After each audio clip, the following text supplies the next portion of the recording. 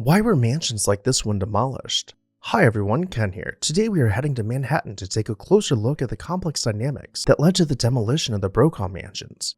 Make sure to hit that like button to let YouTube know you enjoy videos about historic homes, and let's begin exploring this house. At the height of Victorian clothing fashion emerged Isaac Brokaw, who went into business with his brother to create one of the most desirable clothing lines branded as the Brokaw Brothers. From its founding in 1856, Brokaw Brothers embraced the idea of seasonal styles, changing out all of their inventory in their stores every few months. With this newly implemented concept of fast fashion, Brokaw Brothers was able to push their clientele to return multiple times per year for completely new wardrobes. This of course led Isaac to amassing great wealth as one of the most successful merchants in the United States. He purchased a lot at the corner of 79th and 5th Avenue in Manhattan in 1887 and hired the architecture firm of Rose and Stone to design for him a grand, chateauesque mansion. After years of artists adding finishing touches to the limestone facade, the mansion was ready for Isaac and his family to move into it in 1891. Entering the mansion, the halls were clad in polished Kentstone below a gilded, coffered ceiling. The drawing room continued with Kentstone walls, stained glass windows, and a grand mantel boasting extensive relief work. All throughout the mansion, no surface was left unadorned, with intricate details to be found in abundance in every nook and cranny. As Isaac's children grew up and sought independence, he constructed houses on the adjoining lots. For his daughter Elvira, he built an imposing 5-story mansion next door on 79th Street. The interior was considerably more modern than the parents' mansion, as were Elvira's taste. For his sons Irving and Howard, he had 2 identical Gothic townhouses constructed at the rear of the family mansion along 5th Avenue. Each mansion rose 6 stories below a mansard roof, and were planned to extend beyond the family mansion to create a courtyard with Elvira's house. Their youngest son George, however, stood to inherit the family mansion, so he continued to live at home despite his wishes to have his own house.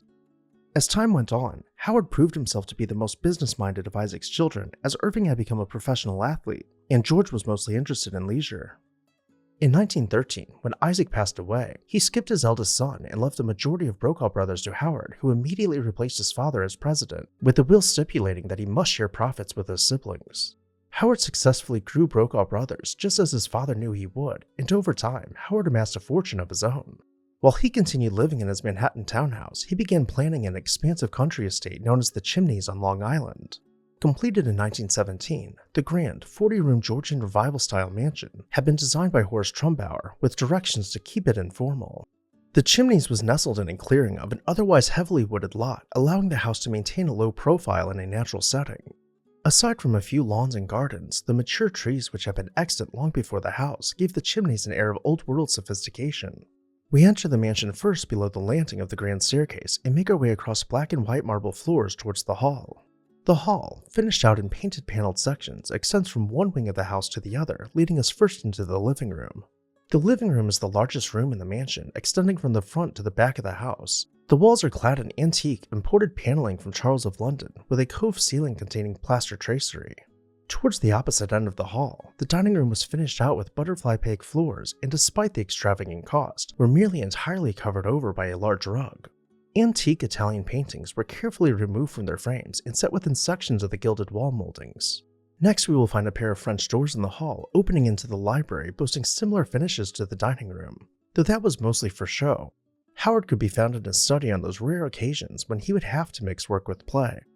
As we head upstairs, let's take note of the interesting arrangement of spaces, particularly how each of the family members' bedrooms and bathrooms were connected to each other's, allowing them to travel room to room without entering the hall.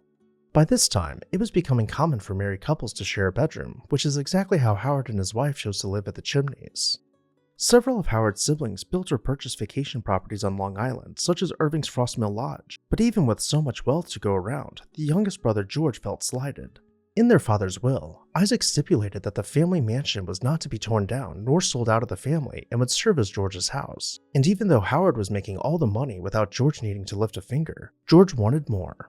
He petitioned the courts to allow him to disregard the will and demolish the mansion to build a skyscraper in its place. Ultimately, the other siblings caught wind of his plans and sent their lawyers to petition the courts to uphold their father's will. After years in court, the siblings were able to save the family house from being torn down. However, that would not be the end of their battle. George passed away shortly after the ruling, leaving partial ownership of the mansion to his ex-wife and her new husband, who were not beholden to the will. She sold her interest to the Institute of Radio Engineers, who converted the family mansion for their use in 1946. Over time, as each sibling passed away, the Institute purchased their homes. Finally, in 1964, they had acquired all 4 mansions and filed permits to demolish them and replace the houses with a skyscraper. This all happened in the wake of Pennsylvania Station's demolition and caused a massive uproar from the public, who protested to save the mansion. Unfortunately, this was still the genesis of the historic preservation movement, and nothing meaningful could be done to stop the demolition of the Brokaw Mansions, which had previously been granted the honorary but not legally binding landmark status. Faced with the possibility of a lawsuit seeking to set a precedent to save landmarks from demolition, the Institute rushed the demolition of the mansions on a Saturday before the courts could receive the filing from preservationists. In the end, the mansions were all torn down and replaced by a skyscraper and apartments. Fortunately, some of the Brokaw's country mansions and cottages continued to stand, such as the Chimneys, which is now a private club. As always, I'd love to hear your thoughts down below in the comments section, and while you're there, make sure you are subscribed so you never miss an exciting episode of This House.